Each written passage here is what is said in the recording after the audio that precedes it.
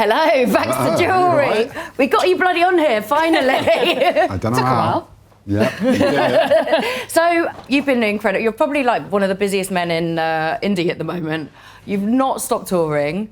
Last week, did you have your driving test?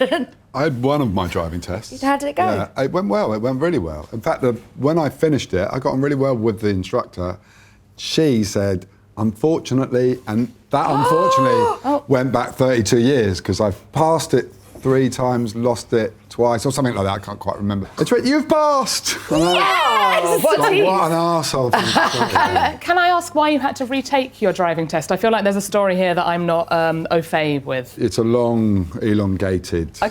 But I was, I passed my test about 2 years ago, but I was in a traffic jam. I was actually looking at Instagram, I think, on myself. So there's no real excuse. And so you're breaking a small law. I'm breaking a small law, and I wasn't justifying that, and that's a twatty thing to do. And basically, Jeremy Vine, I know him, the Radio 1 DJ, but yeah.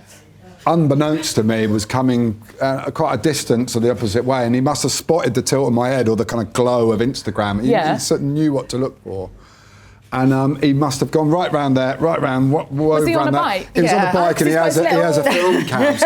So the footage shows his journey to pinpoint me, and I'm in a traffic jam. I don't really remember it. It's a bit dreamlike. But I'm in a traffic jam, and I'm like, and I look up, and I'm like, oh. Did you realise it was Jeremy Vine? Because he's got a helmet on. I just go, oh. And then I try and move forward in a traffic jam. And then I continue looking at myself in Instagram. Right. And then you can hear his perfectly nice, whiny tone going, and starting saying my, the number plate and all that stuff. And, Jeremy! Why is Jeremy such a knock? Anyway, it kind of apologised, I think. And I deserved to, I just want to say that I deserved to lose your life. This is basically the equivalent to when somebody's mean to me on social media and I think that they haven't had a shag for ages. Oh, boy! Baxter, we have taken you to Otto's. We've been talking a lot about our favourite restaurants in London. I'm going to say officially Otto's is my favourite restaurant in London. Where is Otto? Here we go. Here he comes! Hi. So, you're going to have a lunch of pressed pigeon, but not the same as any pigeon around Trafalgar Square. Good. These ones are are specially bred for the blood content and for their taste. It's like a sort of buttery, mild taste. I'll show you one. Yeah. Let's have a look at this pigeon. These are horseshoe pigeons. Can I pick him up? Amazing. Is that really? No, that's probably inappropriate. I'll pick him up. He's very sleepy. I think we should grab him. Look, I'll grab him. I'll grab him. Don't worry. I grab him like this. Here's our little pigeon. Does this freak you out? Otto is famous, really famous for the canard press, which is the duck press. Yeah. But because of the season, we're going to go for pigeon, which is a very similar thing. Yeah. So we've got a tasting menu, which includes ravioli of escargot. So that's, by the way, the one of the coolest ingredients at the moment is escargot. All the supermodels are eating it, so we should Will as it keep well. us thin, young and beautiful? Absolutely. Yes. Then we've got I've never eaten that. Then we've got the sweetbreads and the infused liver of the pigeon on brioche with morels, which are an amazing mushroom. Yeah. Then we've got the pigeon, which will be the breast, where Otto will be cutting it off, I imagine, and then he presses the blood out of the sauce to make this incredible sauce. Wow. And then pomme souffle, I'm not even going to tell you what they are because they are a secret weapon. They're a potato you didn't even know existed. Where's these guys? Yeah, the pomme souffle. Right, okay. And then they turn the legs into another dish, which is an actual pie with foie gras and sauce Périgord, which is truffles. So we're eating every single part of what we just So we're going to saw. try and eat every single part. Yeah, but How does it freak you out? No, absolutely not. A little bit? Look at me in the eyes. No. So it goes through like a mangle, basically. So the bones. The bones they get squashed out, and Otto does. Is it called cooking on Geridon? Yeah. So what that means is it's Geridon, yeah. So it's cooking by the side of the table. So a lot of the stuff Otto will do either here, but because of the cameras, maybe over there. Yeah. And we can go up and see it, and there'll be flames. It's going to be like the most insane. You can cut a pigeon. I can cut a pigeon? Yeah. Yes, definitely.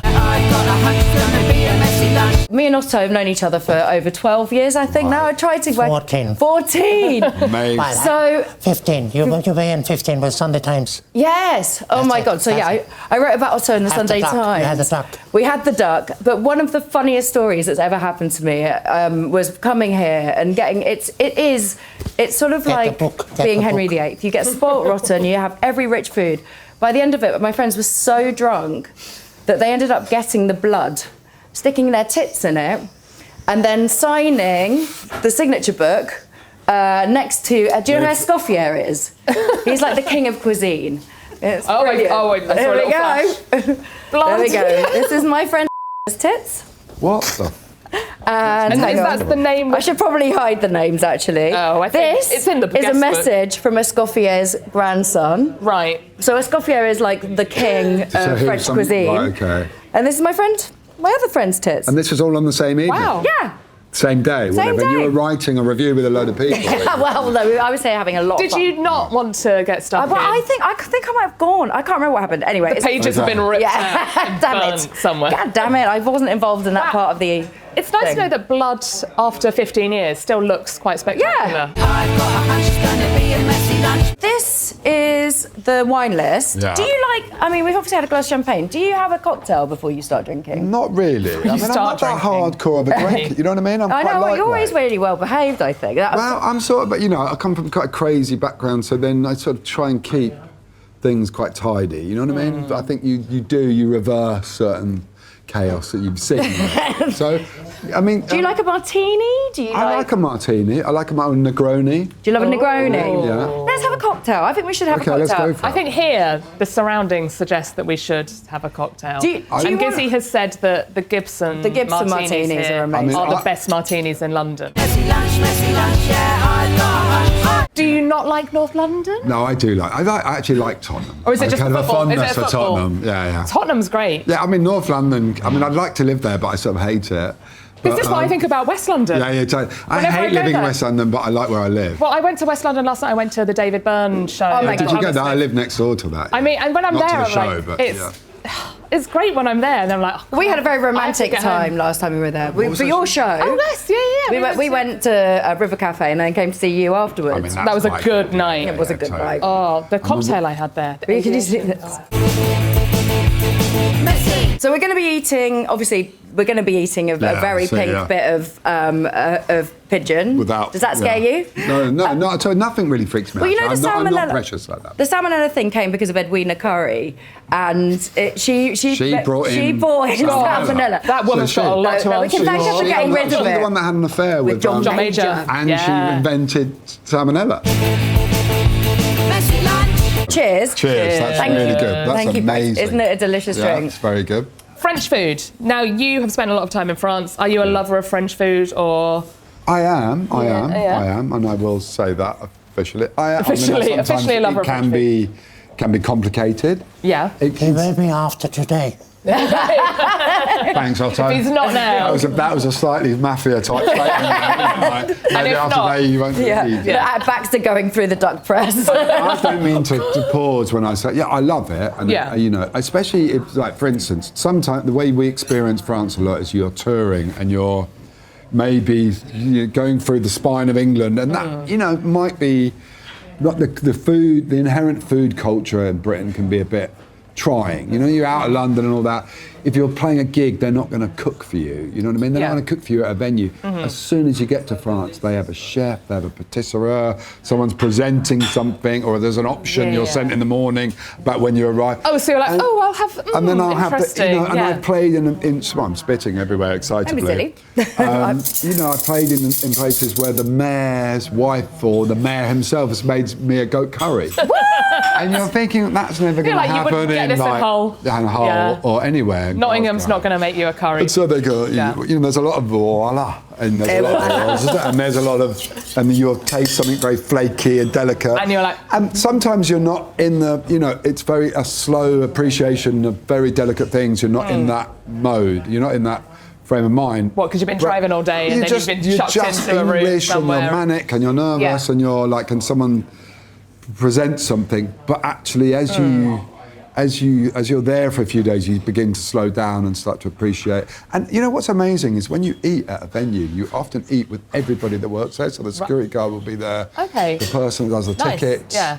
And they're on, you're like, oh wow. And everyone's having the same It is a quality family meal, right? Food socialism. You know, everyone Yeah. eats the same ham and the same and all that sort. Yeah. So all those gubbins I love. So you said like family meal, that's what you get in a restaurant, It is a isn't family as well? meal. Like, It's such a critical. It's actually a really nice. People keep asking me what the parallels are between music and food, They're and bread that is communists. such a. Yeah. and it's you're all working in a restaurant, and then like just before service starts, everyone will eat All together. that stuff. And a And you different get member it of across staff Europe a will- lot, I think. So it's You not get just it- a French thing; it's just the not In the UK French, they're thing. proud about it. Yeah. They're very proud about it. But when you get an old, you know, we're about to. I'm not going to question French food because the French is the ultimate food engineering. Do you have a specific favourite though in the French food world? When you are in France, you're like, I bloody need to get me some cassoulet. There's or a some tiny steak little frite restaurant or... in South Pagao, and it's got a picture of me on the wall. That's Perfect. And I love it. narcissism It's here. the best. It's not a narcissistic I'm only option. joking. And the guy Do you comes sit out and he under the literally goes like that. He picture? goes, and I go, it's me. And he goes, oh. He goes, hamburger. Is that racist? He goes, hamburger. And I go, please.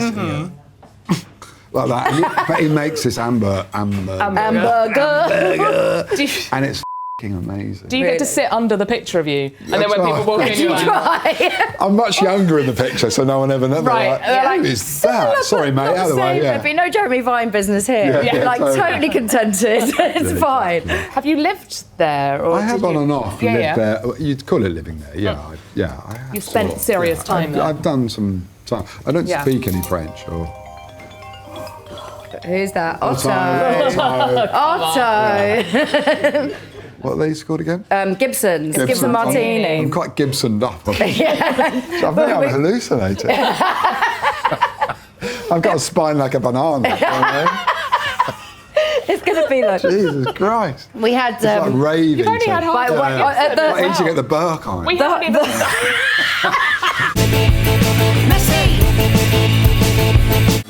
Thank you very much. What are we running with here?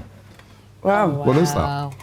So on this plate we have escargot ravioli, we have prawn, a very reduced chicken jus, and then we have some Osetra caviar on top. Is this really Just in case unfilmic? you need by it. the way? Yeah. And we've had to in some places. You look sweet. Do it. No, I won't. You say that. I'm really Thank you. tough. Yeah. Really hard. Yeah. Yeah. Chiswick. The one thing Otto doesn't scrimp on is all these like luxury ingredients. It's this is we're having I can never say it, it's Osetra caviar, which is like one of the best. Okay. And inside we've got lobster, and there's like chicken jus that's reduced. It's like really amazing quality. Yeah.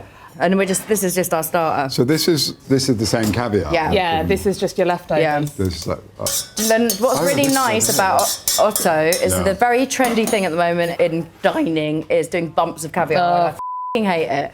It's like you literally get your caviar and you do it on isn't that here. quite a sort of narco term. Indeed, yes, yeah. I think that's the whole point. A Anything- bump of caviar. If I go to a Caviar restaurant and they Bruins give- drugs at the same time. Can I ask you something about caviar? Yeah. I need to be educated. Is caviar all from like a St. Petersburg? You know, does it come from a pond in St. Not all of it, no, because we make. I mean, this Not this one. stuff. Well, I The don't know. rest This might be Persian actually. Let me see. So the I'm going to look on the bottom. Is there a... Yeah, I'm looking. so it comes from sturgeon. So it's from a sturgeon. Sorry, Yeah. my It says eyes. it's from Twickenham. Where do you go first? Oh, you Oh my went there God! I first. said it was from a lobster. It's got. Fucking hell. This is Look the at escargot. So there's snails in this I ravioli. got the right fork. This guy. Spoon. Oh wow, they're like full. This one and this one. They're not a mashed fork. up. Have I- No. She's really using a fork. There we go. Oh, That and sorry. that. Oh, that and that. I'm not classy. How regularly do you go out for dinner? Are you a going out to dinner person, or is it I like... am actually a going out for dinner Okay. person. What are we talking? Twice a week? 3 times a week? Once or twice, maybe. Yeah. Yeah. I mean, I kind of get into. I've got into it more recently, I think. And there are some really good apps these days Oh. that tell you about good. There's I can't remember what it's called, like infatuation. One of those. Sounds like a sex app. Are you sure you got the right one? No, I'm not certain. As I work for Time Out, I would say that the Time Out... And the Time Out app is what I meant to Time Out say. is a better All that sort of stuff. So you can resource. find good things that aren't obvious and all that. So it's not always posh. You always, you know, there's like loads of amazing things I went to a Malaysian restaurant the other day. Was it Norma's? Not Norma's, but it's round the corner from Norma's. I have to look at my phone to tell you where it was. What's it was this? so good. Norma's in Queensland. What was it called, Cos? What, Malaysian? Yeah. Norma's is the number one restaurant in Yeah. It's in like a kind of, not a shopping centre, but like in a kind of... in the old Chinatown. Tiny. Yeah. Oh, that's You have to go there in the beginning of the month to try and get a table. And then they renew it. And it's like It's a bit like how Singbury used to be. Right. That's the number one place to eat at the moment. It's amazing. I keep up All right, on Max. what you've eaten. Yeah, done it. Yeah, it's good. This place is round the corner, but similar. What's it called? Yeah, I can look at my phone. We'll do it later. Well, we'll do it later, Yeah, but it's really that's good good to know because, well, that's really near a restaurant that I've only recently discovered, but it's been there for many years, the Tiroler Hut. Oh, I know the Tiroler Hut. It was the Austrian place. Yeah. I've been there for years and years. Well, I went there when I was at school. Well, you know, the guy still runs it. He's in Same guy. And they all start they do Joseph? birthdays and they jump about a lot. And he'll pass the mic around the crowd and be like, do you want to do ABBA? Still I'm like, does that. no. And then I'm like, yeah, I want to do ABBA. Your son, Cos, he's been training as a chef. He's done a bit of that stuff, yeah. Yeah. And he wants to do more. And he's just very into food. So he's quite he's got a good young person's view on what restaurants are good. And, I was going to say, does he introduce you to like what is? Before I'd go, there's a thing that tour managers do. There's a thing you can where on a Google Maps you can put the filters on, but I think that's open to corruption. You know what I mean? You go like. Best restaurant, highly rated, in the area, open now, or something like that. Yeah, the filters, and I go like, so if be at you're the in top of that Hamburg, list. you go best restaurant, and you go, this must be the best restaurant, and half the time it's not, and I don't know what. Yeah, they've done something to make it. Also on Google Maps, like the best restaurants are always the ones that are like 2 stars because people have voted for them and they've gone, oh, I didn't like it because like the chef kept on talking to his mates and he was like, I want to go to that place where maybe someone is ignoring me a bit. There's a creaky light or a thing, or it doesn't work or out. like bad hygiene rating. I don't really care about hygiene rating. I don't care. I mean, I don't. I know how hot it is. Alternative things like Time Out and other things that are really Thank you very much. Yeah, good shout. We live next door to the River Cafe, so when you don't go there a lot, you know what I mean? But it's a nice celebratory place. Which is good and, quite as we were full saying on. earlier, I went there once with you. You took me there. It was a Did you? special Yeah, like I treat. said. You like that? Before we went to go and see you play. Are you a fan? I love it. That was a good night. When I first started going now, I didn't get it. Yeah. But as I've got older, I've started to get it, and I just get the simplicity. And I love. Do you know what's nothing better in this life than being on that balcony when it's hot? You explained it to me very well. Like it is St John but Italian. Where it's just like really good ingredients, really prepared simple, quite simply. It's white plates. It's simple food. I don't know if this is controversial, but you get some quite arms dealery looking people. Do you know what I mean? A bit like that. To me, it felt very like ab-fab, like 90s, like the whole look of it, that blue and that pink. It felt It's like all I was that in an caper. episode of So I think I'd be a bit I upset loved. by that. I don't know how evil some of the people are. This is not evil, though. This is lovely. No, this is not even. I'm just sorry. I just Oh, yeah, feel like sorry, I think I need I to- should. You can finish it. Yeah, thanks. This isn't even my one. This is yours. I'm going to make. Here we go back. So you just have the last bit. Are you doing the bump? Yeah. Oh my God, Otto! Oh my God! So you don't know what's about to happen. That's going to be less romantic than your dinner. This looks romantic. This I would is say, romantic. yeah. Okay. Okay, so this is the duck breast. You don't know what's about to Here happen. we have the... Oh, Joe hello. Baxter. What is that, Otto? Is that the pigeon? Is that the inside of a pigeon? What happened to the head? That's gone. We got to press it, okay? But you gotta do it, Baxter, I Baxter. think you're up. you want me You're to? up. Yeah, Come on, yeah. Bax.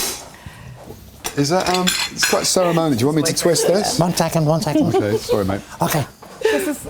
Oh, Baxter. Now, what's the significance Is this of the helmet? is this acceptable? Okay. Turn it clockwise. Just sorry. Turn it clockwise. Oh, clockwise. Your clockwise is different from yours. My clockwise. Oh no, you're right. Yeah, That's my clockwise as well. Clockwise is always Clockwise is always the clockwise. same. It's not quite. Sorry. Keep going.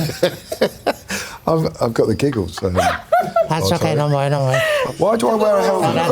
Otto? It's Viking spirit. Oh, okay. And does that The got any- Viking spirit. What does that link to, though? Well, basically, the English rugby team, they were drinking champagne out of there. when they won the World Cup in 2003. Oh, were they? After, so that's why. And that's why. Okay, That's fair why. enough. That makes sense. That's why. This is very weird. This whole quite Masonic in a way, isn't it? Do you like the Masons? I'm one of them. Okay, that's it. Hey, What you got? Yes, you need to deal. Sorry. Otto. That's it. Sorry, Otto. Yeah, he's got a sword. Now you're Knight of Ottos. Oh, thank you, Otto. Give us a cuddle. How do we join the Masons? Who, me? A helmet? A helmet? Me? I'm a helmet? In terms of the weight of it, This is did it? Oh, fantastic. It felt. You have the liver that was in the sauce, some calf's feet bread, morel mushroom sauce, and truffle sauce. Yep. I don't want to Just brag, eat but it. my morale is bigger than everyone Say that else's. on Yeah, it is. Did you understand any of that? I heard a little fragments of it. Okay, so it is. I'm going to point to Leonie. So you've got the mushroom, which is the morel, which is brand new in season. The veal sweetbreads. Oh, wow. Where's my morel? Your morels on. Oh, yeah, you got. Shy. Where are your morels, Baxter? Where are they? I'm immoral. And then we've got we've got liver on toast, basically, with a Okay. load of rich, delicious sauces. So what was this? This was the. That was the liver of Oh, the that's so good. Is that toast? liver on toast. Yeah, Really? That's so amazing. I mean, I hate liver, and that's delicious. it's Wow. delicious. Well, it's because it's basically caramel. Right. Sugary liver. I guess the tasting menu lends itself better for this sort of conversational eating experience, doesn't it? Yeah, because it's little bits, and you're not like Yeah, and you're dedicated enforced to a big into meal. engaging Yeah. in it. Yeah. And we look cool. Otherwise, we'd be really awkward just sitting here with nothing to say. yeah. Let me ask exactly. another question then. Go What on. is the restaurant that made you fall in love with restaurants? Is there a place that really not changed your mind about restaurants, but made you think, oh yeah, I want to spend time here. This is Restaurant that makes you fall in love with the restaurant. Yeah, Wow, that's 'cause quite after, like, a going to- dramatic question, isn't that? I like to bring the drama. Like I was in Stockholm and I love maybe it being in was, I don't know if Stockholm. it was a well-known restaurant and I can't remember what it's called, unfortunately.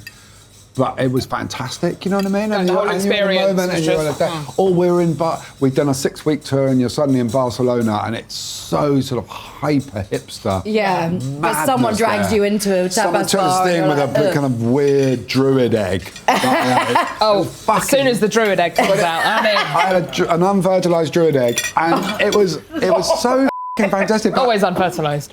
but it was a bit to the background to you just been travelling. Like and the suddenly there's context is sun, and everything. there's Barceloneta, and there's a nice person with hair. Yeah. That's the key factor. I don't know what that Good person hair. was. Sorry about that. Yeah. Do you So- remember the first kind of like fancy restaurant you were ever taken to, like as a kid or as a teenager? probably. Was there a moment where you're like, oh, this is posh, kind of? Yeah, probably with Dad. Every now and then you'd go to somewhere. I mean, it wasn't very consistent. For instance, just to illustrate, we never went on holiday. Okay. We weren't a holidaying family where we're quite like, you know, and things like that. Every now and then with Dad, and you'd go to a Chinese restaurant called, I can't remember what it's called, like in Knightsbridge, I think. Yeah. Imagine that in the 70s or 80s. Well, that's where I grew up as well, but not Yeah. maybe a Something. decade before. You'd go somewhere and it'd be an experience, and or San Lorenzo. I love San Something- Lorenzo's. I grew up in. I've written about 7 Have of you? my recipes based on San Lorenzo. I don't really remember it as much as a sort of eating experience, more as the chaos that Okay, yeah. People running around Because and- we dipped in and out of that. You know, it was very normal over there, and sometimes it was. And we were sort of unused to it. It wasn't an inherent thing that we would expect to be at a restaurant or on holiday or have anything or shoes. What was your dad like? I know that this might be a different thing for you to have to chat about, but when it came to food, was he interested in that whole world? Why not? I think there's a very weird post-war embarrassment about food. And you know, Dad and I lived with each other, and he literally scheduled the takeaways. We'd have it every day. So on a Wednesday, we'd have a curry from over the Hammersmith Bridge, and if you thought back on how it probably was, Yeah. we'd have a McDonald's on a Thursday, and that's how we existed. But that was almost like weirdly That's British, because I someone quite at home like is the making their regimentation. cooking sauce curry on the same day and having their Maybe, maybe, having their yeah. chicken, Yeah. or, you know, and then having their fish on the Friday. You know. Every now and then, well, once got cooked Christmas dinner. Only once? Yeah, once. Not by my mum, loads. Yeah. But Dad once. And it was like being in Das. Have you ever seen that film Das Boot? Yeah. It was stressful. It was Right, yeah. It was disgusting. It would do the same as Christmas dinner they'd have. It was slop and it was hard going. Okay. Yeah. So, restaurants were an experience more than they were about the food. And I've learnt more about food since.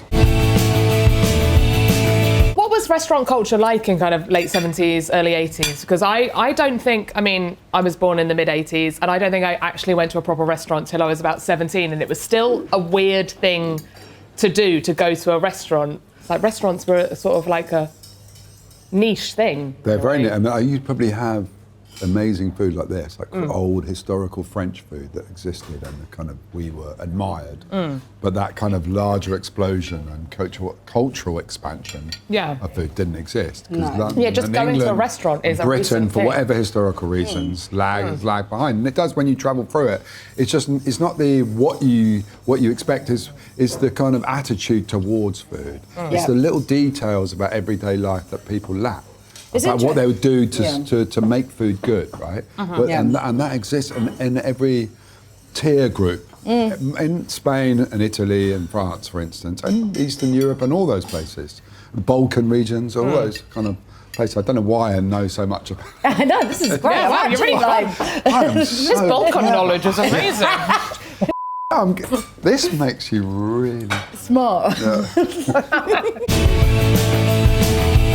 Do you feel like you've got to learn about food culture through being able to tour, or do you feel like it's been a bit stunted? Privileged. Like, we were very privileged that we were in France picked us up first, so we couldn't do any wrong. And in a way, I don't want to challenge that, but we still can't. In France, they really, once they adopt you, they like you, and they like people with disorganised faces that can't sing. You know what I mean? Serge Gainsbourg. Okay. Yeah. And, but tall. Johnny Holiday. And so they, so we were out there a lot, and we get taken out for dinner a lot and all that. So and as a byproduct of what you do, you quickly learn that that's a brilliant aspect to it, isn't it?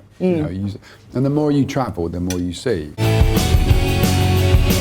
Is there anywhere you've been on tour that you are like, oh God, I can't believe we're going there because of food? What, in terms of the food? In terms of positively or negatively. Negatively, you're like, ugh, Germany. Well, where have you been in the old served the days? worst? Like the two worst places to eat in Europe are Britain and just Holland. at home. Holland, they go, would you like some meat porridge? There's tiny bits of frozen meat and some porridge, which is also frozen. And you're like, well, I am hungry. But that's changed quite a lot. We did a gig recently in Amsterdam, and it just suddenly you can see when someone's shit. In a way that it's like as in London, Well, it's become very fancy. Yeah. But the kind of the rough side of Amsterdam and the good side of it are all merging in a good way. So it's like a perfect time to go there now. And the food's absolutely amazing. So I apologise for that. In terms of London restaurants, do you have a favourite? Is there somewhere in this city where you're like, that is my go-to? I like different places for different reasons, but I quite like, it's an obvious place. Whether it's always good food or not, but I just like the busyness of it. It's Fallow, just because I like Where's Fallow. that? Fallow. Fallow? I don't know. You know Fallow. Oh, Fallow. Yeah. But, I went to a place that I can't remember the name of the other day, and that was good. What is the best meal that you have been out for? Ever? Recently. Okay. Recently. It's a really obvious place off the Harrow Road. It's like a Greek restaurant. Oh, I love that place. What is that place called? Something on Chart. It's Do you know it? Chacos and Charcoal? Chacos and Charcoal? Yeah, something like that. To Chacos? A bit of a nest in there Chacos. somewhere. To Chacos? Yeah. Is it that place? Yeah. It's got like a tent in the back of it. Yes, yeah. brilliant. Oh, that place I is was just there by great. accident and a few mates, and I think you can maybe hit and miss or not, but when I was there, it was so fantastic. That is in the top 50 best restaurants in London. Is it? Okay, as yeah, that was certified good. by Time Out. Panella under the Trellick Tower, a favourite of yours? Yes or no? I love it. I love her. I love. What's Panella? Tell me about this. Well, no, I think Baxter should tell us, because Sicilian, like a Sicilian cafe. Oh, the one that's up by not Hammersmith, but just around the corner. under the literally Trellick Towers. in the Trellick Tower. Yeah, it's on the bottom of it. Yeah. It's been there for about 8 or 9 years or something, whatever. She's like your auntie now. She's just brilliant. She's just honest, and you could have got, because it gets so over trendy around there, it can get ruined. but they sort of defend that by making pretty good food. And they make a load of different dishes, don't they, and put it out, and they sort of re-warm things. And it's Sicilian? I think that's the basis of it. It's kind of Italian, Sicilian food. And it's so fantastic. It's cheap, and it's under there. So then you get that brilliant... I mean, it sounds poncy or a bit corny to say when you get a bit of a mixture of... You get a man with a zip on his shoulders, and then you get a person that doesn't, with a baby. But this is like... have you ever been to I Polici's in Bethnal Green? Talking of Italian food, Il Portico. You used to go every week. Do you still? Well, that's because it has a sort of... my son's grandfather on the other side of the family used to live around the corner.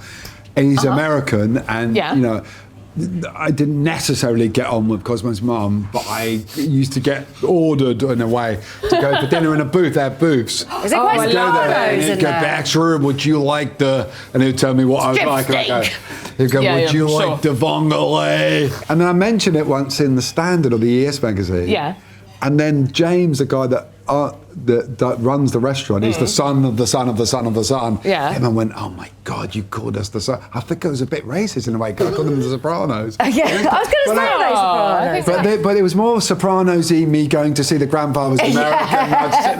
Because he used to say things to me like, I was the wrestling champion of Oxford in 1965. Got it.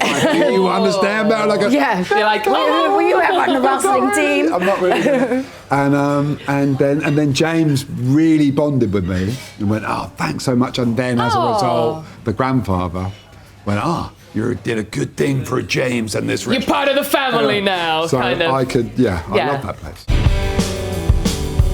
Wow. Thank you. That is so beautiful. This is so good. Otto, how are you now? Oh, that's your effort there. That's the blood That's sauce. what you did. You pressed that. This is Baxter's sauce. The Mason. That's why you're a knight. And that's why I'm a knight. I'm a sauce knight. Yeah. A saucy knight. That is why. Salty knight, yeah. A salty knight. Salty. You never knew. Pomme soufflé. This is the pomme soufflé. This is a potato. It's a tempura cushion. Got some more sauce here as well. There we go. More sauce. There we go. You're less salty now. More sauce. Yeah, the saucy knight. So this, can I pull this in, Otto? Am I allowed to bring it in? Who's this as well? So this is some burnt... That's Hollandaise. This is But look, Hollandaise. this is a potato, and you cut a potato strip. This is magic.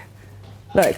Whoa. That is a potato. That's like a crisp. Oh, Oh my God, is it like a monster munch? But It's a crisp cushion. But they've not been sandwiched together. It's in a cooking technique that they How explode. do they do that? Oh, wow. Wow, it's magic. Like popcorn with potatoes. Eat but it, it's something else. delicious. I want to talk about it. Well, I'm going in. This is actually like unreal. Oh my God. It's unreal. So That's pigeon, but it in a tastes like normal duck. tasting menu, they wouldn't. So that's just cooked. So a tasting menu would normally be a small bit of something showed off. Yeah. What they've actually done here is it's better than a tasting menu. They've just got the whole pigeon and created 5 dishes with it, which is just all from one thing. Can you? That's crazy. Is it delicious? It's like a red meat. So good. Yeah, It's like lamb it's almost. a red meat, though, isn't it? Yeah. Would you not call it a red meat? I'd say it's a red. I mean, like this is the thing. It's like That's you call so tender. You call what is it, poultry game? white, but it's Is it game. game? It is game. It's game. It's but bloody it game. It doesn't feel like really that kind of Britishy game. It doesn't taste gamey. It's light. fresh and light, It's and quite yeah. I hate the first time I'm ever going to say this, but it's only when you eat and drink and then talk about food. It's quite sexy. Oh, Baxter. When you start eating this, you feel quite drunk and a bit. As you eat it, kind of that it absorbs some of the alcohol. Yeah, well, this is what I said. Because if you're too drunk or too mad, you wouldn't care about the No. food. Then you just care about going to like La Chaluto's. I don't know what that is.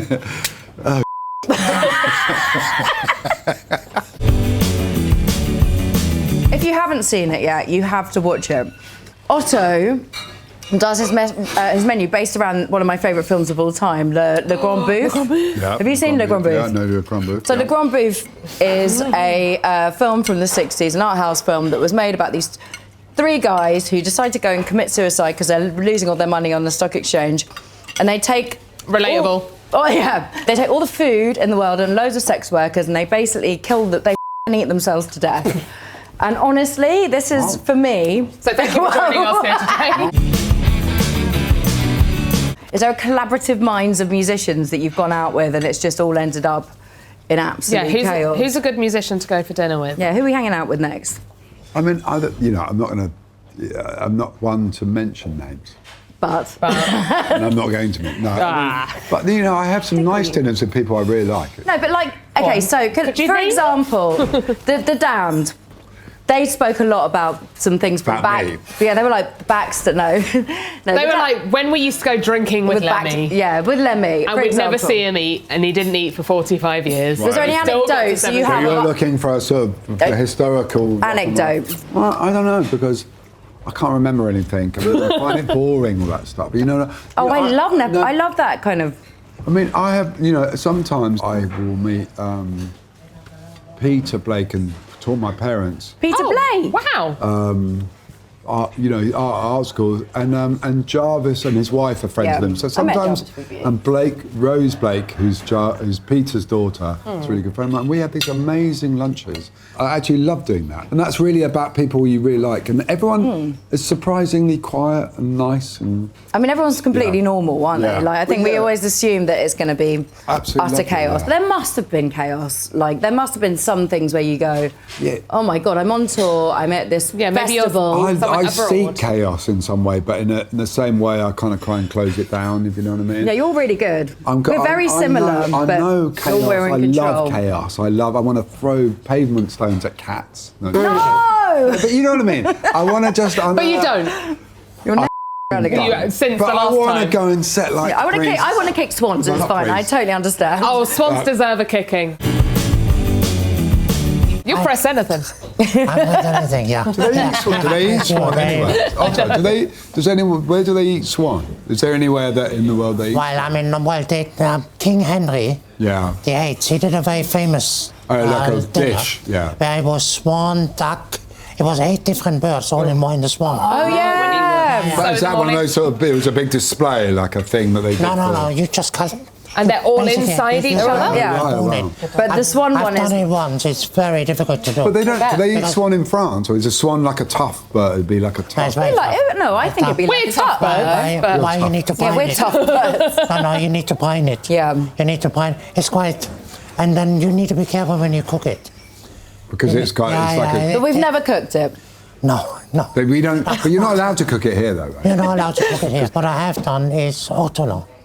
Ortolan. Oh, the birds where you have to wear the mask to eat them? That was in the 70s. That was one of those where you put the napkin over your head. The ghoul would eat them and stuff. Bunting. Bunting it's called. Yeah, bunting, the little one. It's really you put it like at the brain. Ortolan. Yeah. Do you do that here? No. No, that's illegal. That was in the... Well, not in the 70s. And you basically soak them in cognac and then you eat the whole thing in one go. Ooh, but you have to... Under the... You're doing this. Under the thing. There's a famous one with de Gaulle eating. That's it. Yeah, I got you. She's been there. Woo! There's a dormant genius in me that's never really flourished. So when I was really young, I cooked. When you say really young? I was really... When I was 17. So when I was 17... This is a very long and boring... When I was 17, I lived in Barcelona. And I got for an hour schools and I went to Barcelona. Yeah. And I lived with a crazy woman, and she had loads of people just staying there from different places they'd escaped. And I lived with a Cuban guy called Carlos, and he'd escaped from Cuba. It's all coming together. It's all coming together. So Carlos was trying to get to America to study at the institute, because he was a classical guitar player from Havana, and he was amazing. Juilliard? Is that one of those places. In Spain, they have quite a cooperative relationship with Cuba, so the secret police infiltrate everywhere, so he wouldn't leave.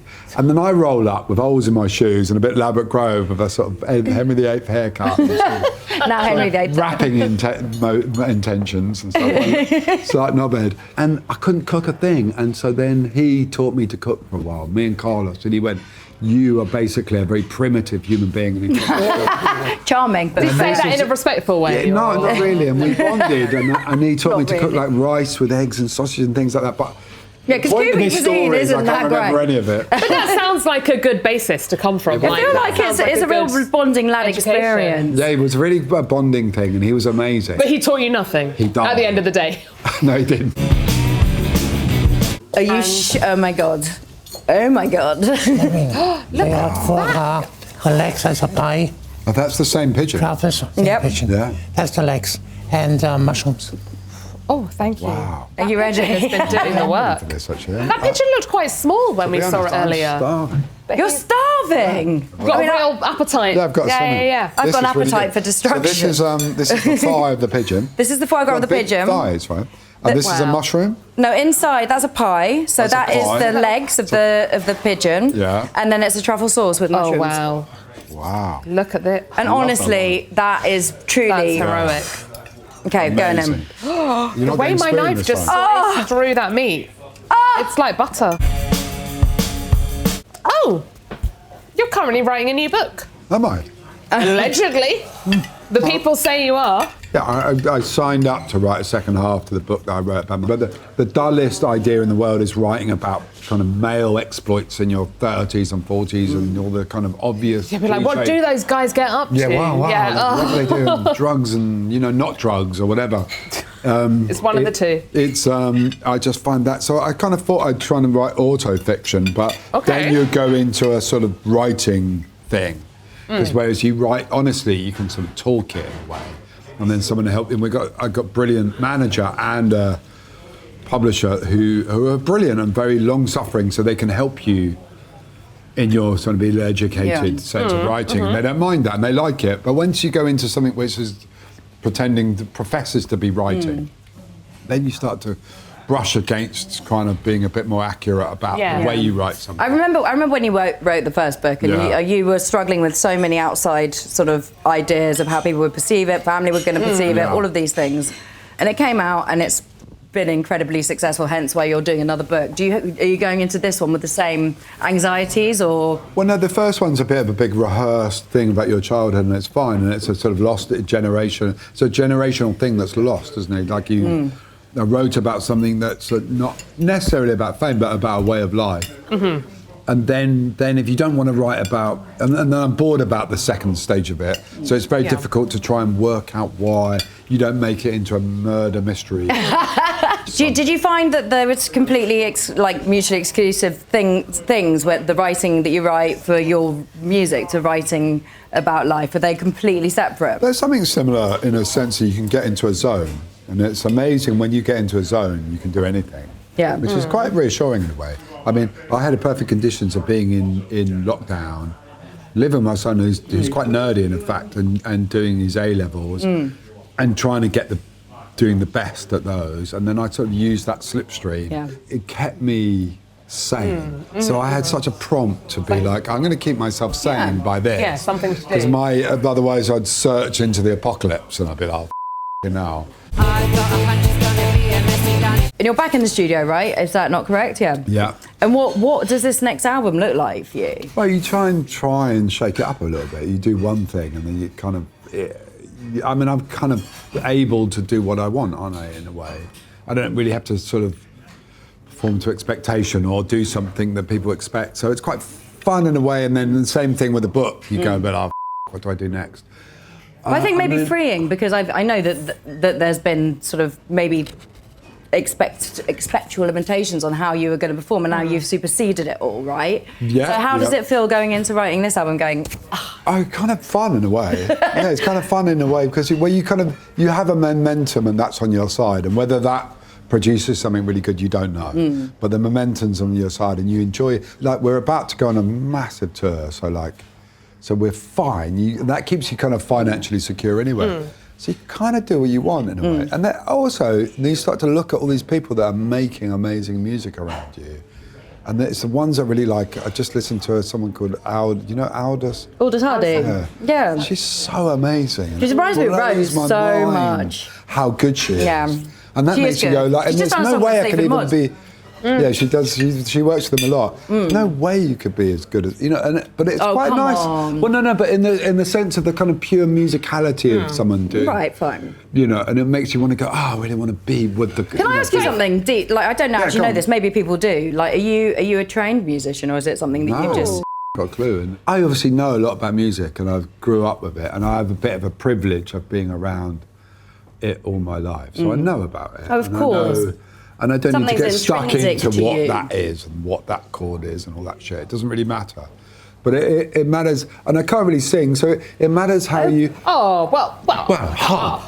Come on. But you know, it matters how what I perceive music quite deeply and want it to be special. And then, for instance, if you perceive there's someone that just talks all the time, that's kind of dull for me. Or talking music's kind of dull, even though I might be someone that's kind of propagating that or famous for. I like to do so. But are you dipping in and out of that? I think maybe the general idea is that's what you are. But I like if anyone who knows your music and loves you knows that it's more than that. And well, maybe, yeah.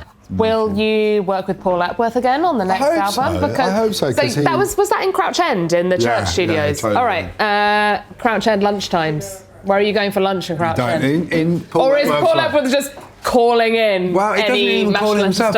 He lives in a certain world where sometimes Paul Epworth will work, and I'll sit next to him, and he won't really talk in his brilliant way, and I'll just sit there going. And there's someone. He's a bit kind of a butlerized world, and someone comes and goes. Oh, he's doing his thing. This hushed would you like some sushi, please? What would you like? And he will order like green juice, like walnuts with enzymes. Okay, yeah. Can you get me walnuts with enzymes? And you're like, is that tasty? Or I don't know if I'd be into walnuts with enzymes. I'm having the enzymes. Yeah. Do you eat pud? Yeah, I want pud. Yeah, we need pud. I'm not going to go anywhere without my pud. Pudding. Okay, so Baxter, we're mid through our messy lunch. I feel like we're almost there. Coming towards the end. Because this has been a fairly messy lunch. Quite relatively, yeah. Comparatively to the other ones, I'd say this is. Fucking hell. Otto really tried to upstage us.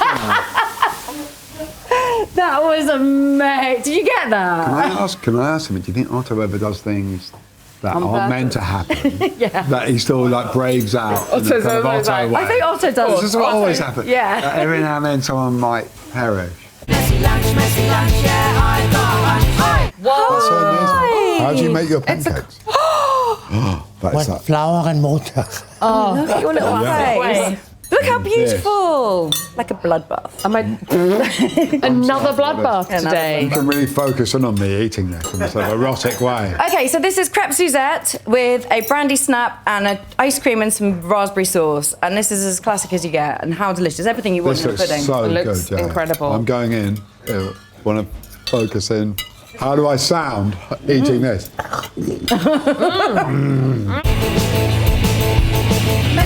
Baxter, you were asked to be a detective on a TV show recently. Was it? That is true, yeah. Did you say yes? No, I did. But you know what happened? Have some context, first of all. Well, A friend of mine who's a scriptwriter came and said, would you want to be a detective? Actually, I'm going to say no to this, but everyone else must.